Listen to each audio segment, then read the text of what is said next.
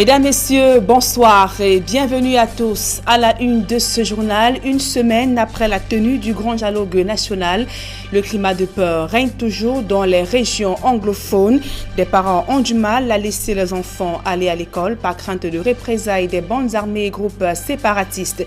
Les salles de classe sont fermées. Seuls 682 élèves ont repris le chemin des classes à Kumbat 2e dans la région du sud-ouest Cameroun. Encore un drame qui endeuille des familles. Un grave accident de la circulation survenu en Banga fait 3 morts. L'excès de vitesse et le mauvais état de la route sont les principales causes de ce drame. Voilà pour le sommaire.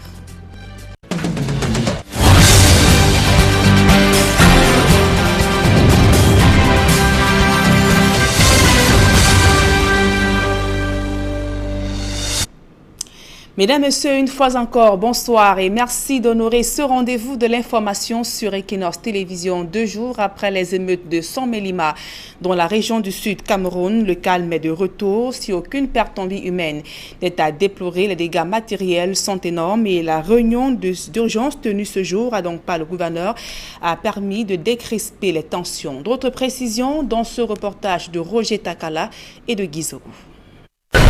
À Saint-Mélima, comme vous pouvez le constater derrière moi, c'est la reprise des activités qui est à l'ordre du jour. Ce matin, on a bien aperçu des motos qui sont de retour, des boutiques qui sont à nouveau ouvertes, mais aussi ce très grand déploiement de la gendarmerie.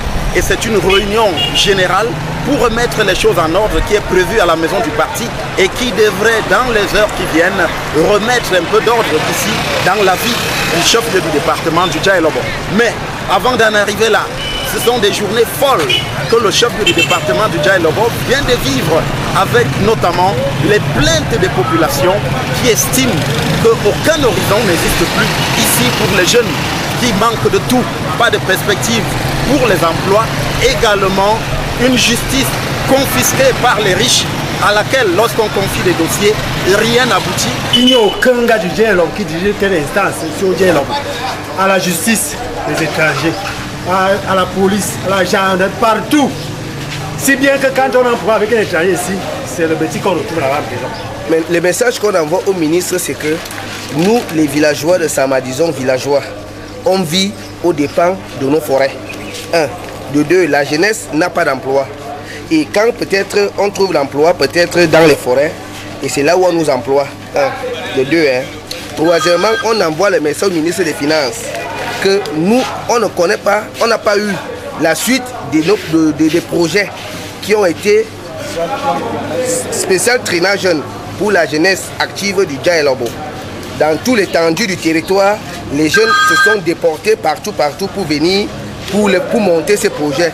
Et c'est cela qui a mis le feu aux poudres avec une affaire de crime qui, dit-on, et même il s'agit de crimes rituels qui n'a pas connu de solution et qui a exaspéré la population. Cet événement ici est considéré comme l'arbre qui cache la forêt. Et les dégâts sont plutôt importants, comme ces images qu'on voit ici avec la communauté Bamoun qui a été ciblée avec ces dégâts très importants qui se chiffrent à plusieurs millions ici dans le Dja-et-Lobo, à Saint-Mélima notamment. Et cette histoire qui se passe à Sama, vraiment, ça nous dépasse à comprendre. Je suis à Salma depuis 2004. On n'a jamais volé une moto sans que ça ne soit en Bamoun. On n'a jamais violé sans que ça ne soit en Bamoun. On n'a jamais fait quoi que ce soit de mal. On va toujours dire que c'est l'homme Bamoun. Il peut être très très énorme. Vous-même vous êtes en train de constater comment toute la marchandise est presque détruite. Voilà une boutique, peut-être plus de 40 millions, c'est fini comme ça. Là. On ne sait pas là où on va reprendre de l'autre. Il y a certains individus qui ont profité de la situation pour le faire. Au départ, ce n'était même pas trop que c'est un problème tribal. Pourquoi vous venez jeter la colère sur les commerçants? Vous sautez les boutiques. Quand c'est un boulot, vous ne cassez pas. Vous ne cassez que pour les étrangers. Les populations estiment qu'il y a mieux à faire. Les élites ont échoué, explique-t-elle. Il n'y a pas d'espoir, il n'y a pas de perspective pour ces jeunes qui sont plutôt nombreux et qu'on a toujours expliqué. Ils sont du régime, ils font partie de la zone d'origine du président de la République et que finalement, on doit tout faire, on doit laisser tout passer. Mais là, c'est le ras-le-bol, personne n'en veut plus, on ne cite pas de perspective. Donc, il y a des usines ici, comme celle de manioc, qui n'a jamais broyé une seule tubercule, explique-t-on. Et il y en a d'autres encore, d'autres griefs qui sont relevés ici contre ces élites-là, qui ne font rien, qui accaparent toutes les richesses et qui confisquent même aussi la justice. C'est une réunion très attendue, présidée par le gouverneur de la région du Sud, qui devra, disent encore les nombreux jeunes qui sont ici, que crever la faim, sinon le parallèle n'est pas loin d'être établi avec la situation de Bamenda, de Boya, dans le nord-ouest et le sud-ouest, qui viennent de valoir un dialogue national. Il faut croire que la colère est très grande parmi la jeunesse du sud, notamment du Dja et Lobo, et que tous attendent ces jeunes-là qu'il y ait des réponses satisfaisantes lors de cette grande réunion qui est en cours ici à Sang-Melima. Depuis Sang-Melima, Roger Takala, Gizogo, Equinox Télévision. À Sang-Melima. Précisons donc à la suite de ce reportage que le calme est de retour à Sang-Melima dans la région du Sud. Le gouverneur qui a donc tenu une réunion d'urgence ce jour avec l'ensemble des forces vives, conducteurs de motos, taxis ainsi que les jeunes. Il a appelé au calme ainsi qu'à prôner le vivre ensemble. Et sur la route, 3 morts. C'est le bilan d'un grave accident de la circulation survenu au premier de cette matinée dans la ville de Mbanga, département du Mungo. Selon des témoins, le chauffeur d'un camion a heurté de plein fouet une IAS transportant de la tomate. Cette dernière s'est écrasée contre la carrosserie arrière du camion d'une société brassicole qui a achevé sa course dans un ravin. Le chauffeur du dit camion, son convoyeur ainsi que la dame à qui appartenaient les cages de tomates sont décédés sur place. L'excès de vitesse, le mauvais état de la route sont les principales causes dans ce nouveau drame et donc qui a ôté la vie à 3 personnes du côté de Mbanga dans le département du Mungo. La localité d'Ezeka dans le Nyon-Ekele, envahie par les eaux, les fortes pluies qui s'abattent ces derniers jours provoquent de graves inondations. Les populations ont perdu le sommeil. Un doigt accusateur est pointé sur les exploitants forestiers en activité dans cette zone. Joël Niem et Michel Ngatiou. C'est une intempérie hors norme pour les populations des quartiers Tetem, Aoussa, Mala et lycée de la localité des Eka dans le Nyon-Ekele. Beaucoup endormis à la belle étoile en tentant de combattre les inondations qui visiblement ont remporté la partie pendant la nuit de mercredi à jeudi dernier, faisant des victimes dans cette zone touchée. Un phénomène rare pour les habitants alors qu'ils étaient pour la plupart en plein sommeil. Tous la rivière Makora qui a inondé toute la ville des Eka et tout le quartier aviation. En l'occurrence, nos moments qui n'ont ni où se coucher ni où habiter. Toutes les familles sont finies. Ici, cette famille débordée par la montée des eaux. Plus loin, cette dame nous donne de faire le tour du propriétaire, les pieds dans l'eau. Alors c'est grave ici.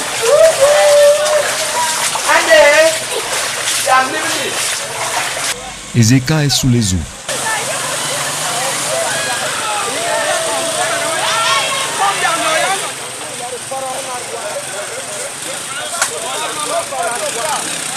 Sur cette voie, piétons et usagers se discutent ce qui reste du tronçon d'accès avant de réaliser que même ici, le danger est permanent. Il faut se battre comme on peut pour la traverser, chacun y va de sa méthode.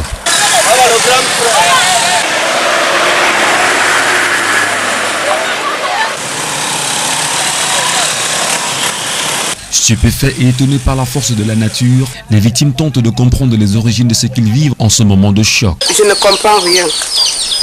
Depuis que je suis ici, c'est la première fois. Mon fils, notre rivière ici n'était pas comme ça. Mais quand le pont avait succédé, on a commandé à faire des requêtes, on était déposé à la mairie, sans suite. L'autorité municipale de la localité des Eka interpellée est descendue sur les lieux afin de vider les nombreuses questions qui s'imposent et lancer surtout un appel à l'endroit des exploitants forestiers et les habitants mal implantés. C'est pour moi l'occasion ici de lancer cet appel aux natifs des Eka de ne plus couper le bois n'importe comment. Aveu d'échec ou d'impuissance, on tenterait de scruter de près les appréciations du maire à l'aube des municipales de 2020 En attendant que les eaux retournent à leur lit, les populations, quant à elles, recherchent désespérément leur traversée et un retour à la maison, voire gagner la salle de classe.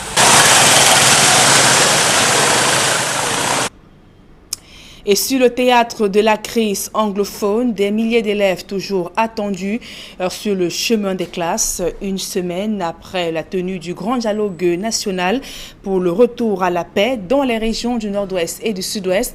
Le sous-préfet de Kumba 2e est allé donc prendre la température dans les écoles primaires. Seuls donc 682 élèves ont pu retourner à l'école, loin des effectifs attendus. Le reportage de Jean-Paul Chognat. Perturbés depuis le début de la rentrée scolaire par des mots d'ordre de ville morte à répétition dans le nord-ouest et le sud-ouest, les établissements scolaires des deux régions anglophones peinent à faire le plein d'élèves dans les salles de classe. Si dans certaines localités de l'arrière-pays, des écoles et collèges sont encore fermés, les élèves de l'arrondissement de Kumba 2e dans le département de la Mémé reprennent progressivement le chemin de l'école. Nous avons constaté que les élèves sont quand même en classe, les enseignants sont là et les cours sont en train de se dérouler très bien. 682 élèves, même sans uniforme, sont présents dans les écoles primaires publiques, privées laïques et confessionnelles en cette première semaine post-grand dialogue national pour la paix en zone anglophone.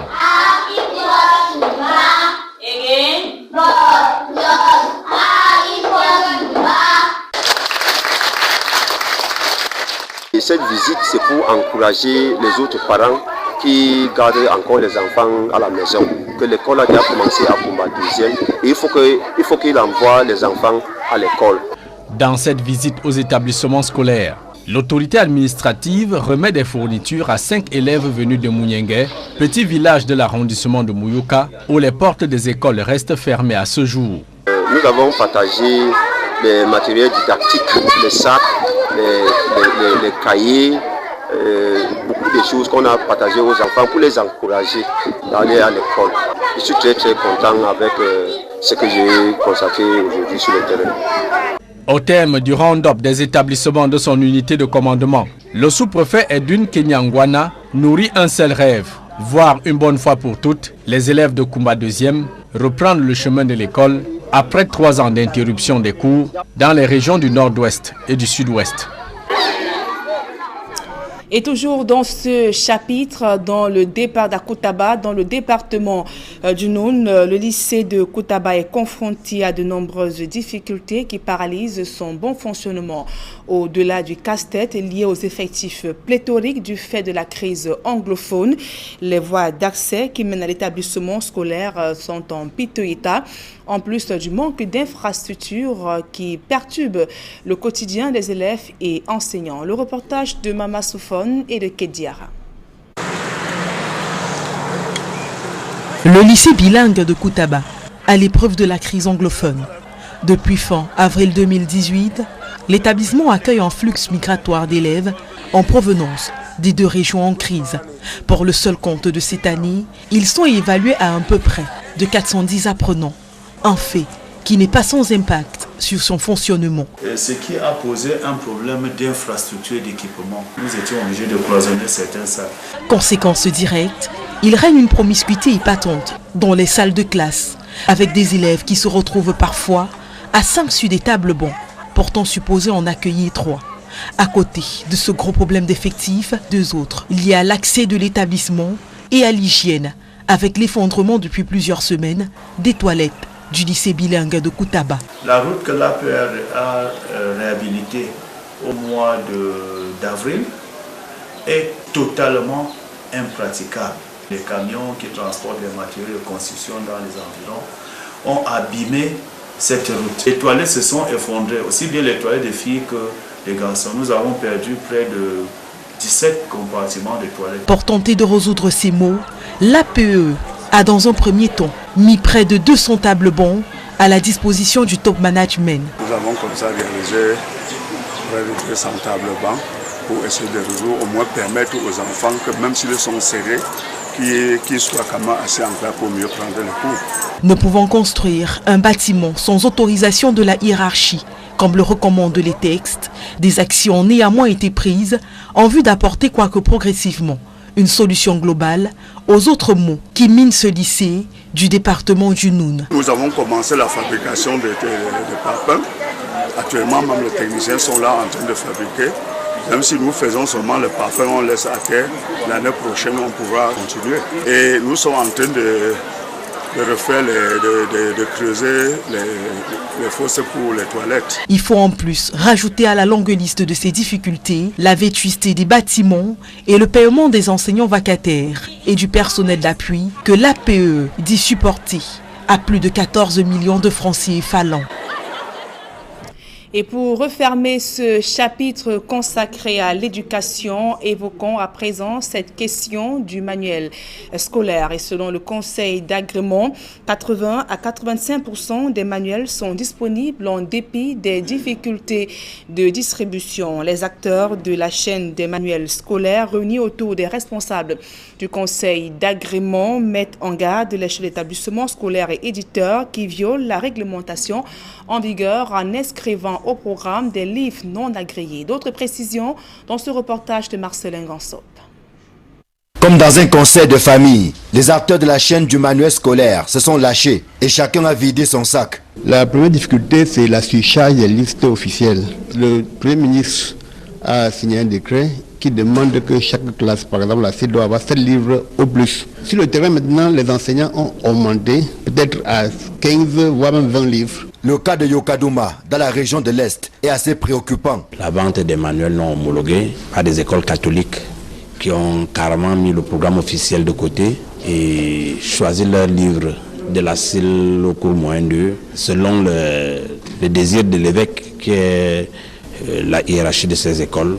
Quand je me suis opposé en saisissant le conseil, ils m'ont rappelé que je n'oublie pas que j'ai un enfant dans cette école. À cette principale difficulté s'ajoutent les méventes, la contrefaçon et l'indisponibilité de certains manuels scolaires. Globalement, la chaîne du livre est en train de se mettre en place. La réforme a eu lieu il y a 2 ans. À peine 2 ans, nous ne pouvons pas faire une évaluation complète du fonctionnement de la chaîne du livre. Vous avez compris, puisque nous faisons une évaluation de la rentrée scolaire, qu'à 80-85%, au moins, il y a les livres. Mais il se pose un problème qui n'est pas des moindres. C'est celui de la relation entre les différents acteurs de la chaîne, c'est-à-dire entre les éditeurs, les distributeurs et les libraires. Et le maillon qui semble être relativement faible, c'est celui de la distribution. Le Conseil travaille à trouver une solution pratique qui va renforcer la distribution du livre au Cameroun. La première solution, c'est d'agréer les distributeurs. Jusqu'alors, nous avons essayé uniquement de nous intéresser aux éditeurs. Nous pensons que dorénavant, nous pouvons, avec l'appui du ministère du Commerce, demander à ce que tous ceux qui veulent intervenir dans la chaîne du manuel scolaire, notamment en termes de distributeurs, d'être agréés par le Conseil pour qu'on suive leur activité, pour qu'on suive le respect qu'ils ont de l'engagement transactionnel qui a été signé en novembre 2017 dans le service du Premier ministre. L'institution du livre unique rencontre quelques poches de résistance. Ceux des éditeurs qui sont réfractaires au changement impulsé par le Premier ministre risquent gros. Nous leur écrivons, nous avons écrit à certains qui ont répondu, qui ont fait des communiqués exigeant aux établissements qui ont introduit des titres non agréés sur leur liste de les retirer. Certains nous ont produit ces documents. Et ceux qui nous ont produit ces documents prouvent leur bonne foi, ils ne vont pas être sanctionnés. Mais il y a d'autres qui ne répondent pas à nos courriers. Et ceux-là, nous pensons qu'ils ne sont pas habilités à se présenter au prochain concours. Face à face, éditeurs, distributeurs et libraires ont exposé leurs problèmes, ainsi que les difficultés qui plombent la chaîne du manuel scolaire dans notre pays. Malheureusement, certains de ces acteurs ne sont pas toujours sains.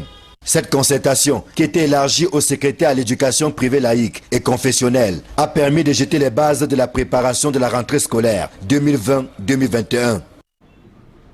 Et tout en dénonçant l'introduction des livres non agréés au programme, le président du Conseil national d'agrément des manuels scolaires révèle pour le déplorer les conséquences d'une telle pratique. Nous écoutons donc Jean-Paul Komou au micro d'Equinox Télévision. On observe que beaucoup d'établissements d'enseignement privé, notamment l'enseignement primaire, introduisent frauduleusement des titres non agréés par le Conseil dans les listes qui sont distribuées aux parents. Et ce qui est dramatique, c'est qu'ils exigent aux parents des manuels qui n'ont pas été agréés par le Conseil et qui ne fait pas partie de la liste ou des listes signées par les deux ministres de tutelle, à savoir celui de l'éducation de base et celui des enseignements secondaires. Et convenez avec moi que le non-respect des listes officielles a un impact à la fois sur le budget des parents, sur le poids des cartables et sur la difficulté que le ministère de l'enseignement de base et le ministère de l'enseignement secondaire pourraient avoir sur une évaluation objective des acquis des connaissances des élèves. Si vous avez plusieurs matériaux, par exemple pour la classe de CP ou des classes d'examen, si vous avez des livres différents, comment les inspecteurs peuvent élaborer une épreuve en tenant compte des matériaux pédagogiques, notamment des manuels qui soient différents? Et cela pose un problème sérieux. Autre actualité au cœur de ce journal, près d'un mois après la fin du processus de révision sur les listes électorales, et l'ECAM est déjà à pied d'œuvre pour les consultations électorales annoncées en 2020 au Cameroun, notamment les municipales et législatives. À l'occasion de la 3e session de son conseil électoral tenu à Yaoundé, l'organe en charge des élections a fait le point des inscriptions sur les listes électorales. D'autres précisions dans ce reportage de Rodrigo Ngassi et de Guizou. Et l'ECAM affiche son optimisme à l'occasion de la 3e session ordinaire de son conseil électoral qui vient de se tenir à Yaoundé. La 3e session ordinaire de l'année 2019 a pour objectif 2 points. D'abord, l'évaluation des activités des dernières assises, après les dernières assises. Et de 2, la préparation du budget 2020. À la suite de toutes ces 2 activités, nous allons ressortir avec un plan d'action concret pour nous permettre d'affronter les élections qui sont annoncées. Au sujet des élections municipales et législatives à venir, l'organe électoral met en avant le chiffre de 7 millions d'inscrits dans son escarcelle. Les inscriptions ont été bien menées. Nous avons eu des difficultés, sauf dans les zones de sécurité, où il y a des problèmes de sécurité. Les inscriptions avant toilettage, nous sommes pratiquement à 7 millions et plus. Nous sommes convaincus qu'après les toilettages, nous allons tourner autour de 7 millions. Donc notre objectif de l'année 2019 a été largement atteint. Mais est-ce que l'ECAM continuera à se contenter d'organiser les élections sans en publier les résultats? Au regard des attentes formulées lors du grand dialogue national au sujet de cette institution et du code électoral, on s'est dit disposé au sein de l'organisme en charge des élections à mettre en route les résolutions de ces travaux. Nous ne sommes pas à marge de la société. L'élection Cameroun est sensible à tout ce qui est fait au niveau du dialogue national. Nous attendons les changements qui vont intervenir. Et nous faisons aussi nos propositions pour l'accompagner ce processus. Ce rendez-vous de l'ECAM a également été le moment de présentation du nouveau membre de cette institution issu des rangs de l'UDC. Au milieu de ses nouveaux collègues, Njipendi Salifou a pris officiellement ses marques au sein de l'organe en charge des élections. Et l'ECAM s'est dit donc paré à aller aux élections de février 2020. Et la page santé de ce journal à présent, un couple sur 6 est infertile au Cameroun. Les médecins qui font cette révélation affirment que les causes sont multiples.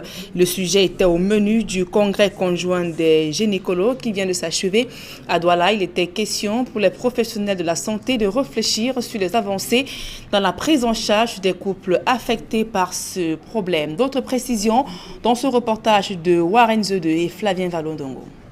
L'absence d'un bébé dans un couple normalement constitué après un an de vie commune s'apparente à l'infertilité.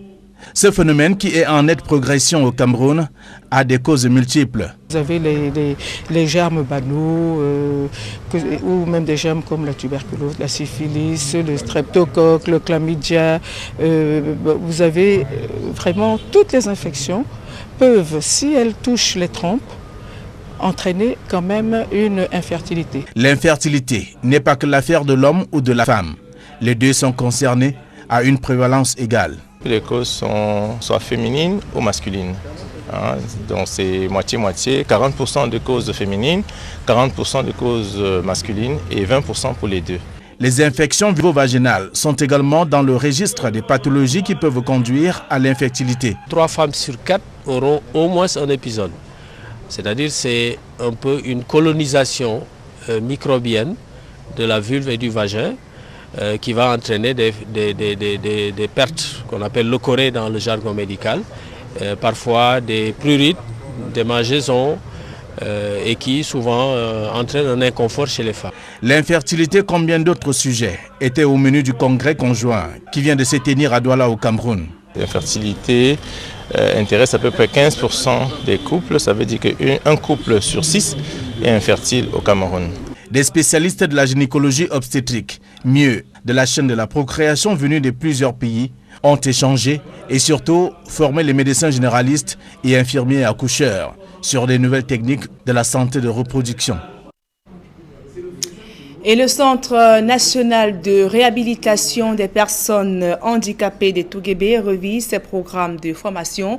C'est à la faveur de la première édition de la session du comité conjoint du centre et les institutions partenaires qui se tient à Yaoundé. Objectif, adapter la formation aux besoins des apprenants. Élisée Borba et Aïe Cyril. Une session du comité conjoint CNRPH, institution universitaire partenaire à Yaoundé.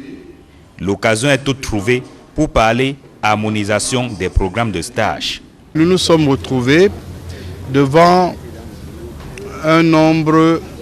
une sursollicitation d'étudiants camerounais pour des stages dans différents corps de formation, le domaine médico-technique, la communication, les sciences sociales, les sciences humaines. Et donc, compte tenu donc de toute cette diversité, il fallait que nous essayions de nous réunir aujourd'hui afin de trouver une sorte d'harmonisation des plans de stage en fonction des ressources humaines que nous avons. Le Centre national de réhabilitation des personnes handicapées, Cardinal Paul-Émile Léger de Touguébé à Yaoundé, reçoit plus de 600 stagiaires par an. Ils sont envoyés par des institutions qui veulent renforcer les capacités de leur personnel. C'est le cas par exemple de l'université de Maroua. L'université de Maroua, en cette nouvelle année,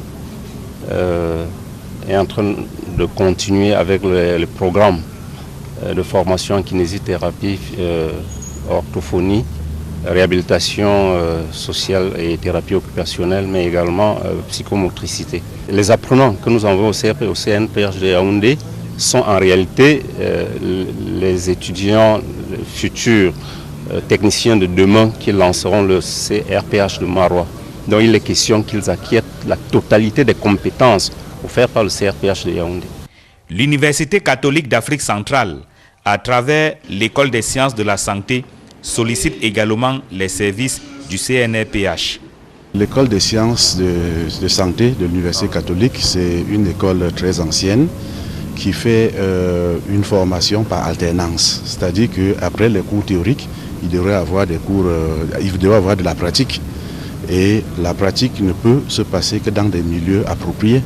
Et le Centre national de réhabilitation des personnes handicapées est un centre très indiqué. Et c'est pour cette raison que la collaboration est là depuis plus d'une trentaine d'années pour pouvoir allier, n'est-ce pas, la théorie à la pratique. Le Centre national de réhabilitation des personnes handicapées, Cardinal Paul-Émile Léger de Touguébé à Yaoundé, est en partenariat avec une vingtaine d'institutions universitaires publiques et privées. Chacune ayant des besoins spécifiques, la session du comité conjoint qui se tient à Yaoundé pour harmoniser les programmes arrive à point nommé. Et afin de tordre le cou à la piraterie maritime dans le golfe de Guinée, un bateau de guerre, la coopération Cameroun-Espagne magnifiée au cours de cette cérémonie d'accueil du bateau. L'ambassadeur d'Espagne au Cameroun, Ramon Monero, a salué les efforts du gouvernement dans la lutte contre le terrorisme ainsi que les mesures d'apaisement prises en vue du climat socio-politique. Nous l'écoutons au micro d'Equinox Télévision. La présence des bateaux espagnols et de quelques autres bateaux aide pour essayer de diminuer la présence de la piraterie espagnole. Par exemple, les bateaux avec lesquels nous comptons aujourd'hui ici à Douala, il n'y a pas eu de problème contre la piraterie, mais par exemple les bateaux qui étaient venus les mois d'avril, les bateaux avaient libéré des différents bateaux d'autres nationalités qui avaient été pris par les pirates. Donc la piraterie existe et il est en train de diminuer, mais encore il s'agit d'un problème qui heureusement il est en train de diminuer au moins de plus en plus. Nous appuyons les efforts pour essayer de régler les conflits que malheureusement le Cameroun souffre dans les régions anglophones et aussi dans le nord du pays, parce que nous sommes absolument d'accord avec il s'agit d'un problème camerounais, mais disons que nous aimerions que ça pourrait être résolu le plus tôt possible, et surtout dans le plein respect de l'intégrité territoriale du Cameroun. Fin de cette édition d'information sur Equinox Télévision. Mesdames et messieurs, merci pour votre aimable attention. Dans un instant, le débrief du journal avec Serge Alain Otto et ses invités sur le plateau d'Equinox Soir. Serge Alain. Voilà, retour à cette réunion convoquée par le gouverneur de la région du Sud aujourd'hui. Cette réunion intercommunautaire qui a permis, on va le dire comme ça, retour au calme. Les esprits se sont calmés là-bas, mais tout ce qu'on peut dire, le calme, mais. Bonsoir à vous, Nadine Yambou. Bonne soirée à vous, Serge Alain Otto, ainsi qu'à vos invités. Voilà, bon week-end à vous et à la semaine prochaine. Merci, Serge Alain. Voilà, monsieur, dans un instant, la suite. Equinox Soir.